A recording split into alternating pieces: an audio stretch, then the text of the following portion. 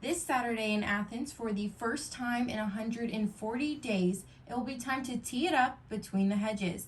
And when UGA football returns to Athens with the kickoff of G-Day, Sanford Stadium will be ready. Senior Director of Facilities at UGA, Mark Delafshell, is excited to welcome people back to where the Dogs play. But the crowd is here and everyone's excited, and we just want to give them the best facility that we can provide. Delafshell estimates the crowd will be near capacity at this year's game. For many football fans, G-Day is a welcome return to Sanford Stadium. But for many others, G-Day is a first taste of football between the hedges. You'll just see there's some signage up from our national championship, of course.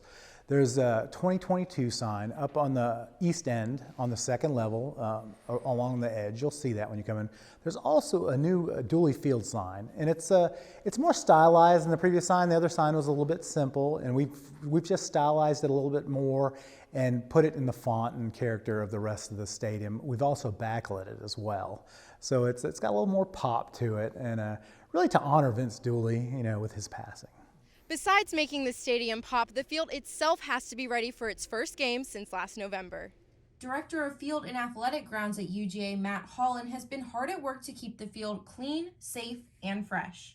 The biggest thing is just stability, making sure when they go to plant or cut, they can, and the grass or ground doesn't give away. But springtime proves to be a challenging time of year to prepare a field. Fluctuating temperatures have been hard on the grass and prevented growth.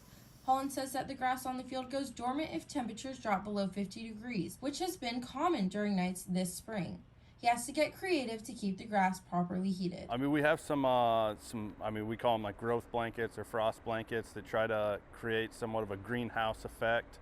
We also just play around with some dark colored paints.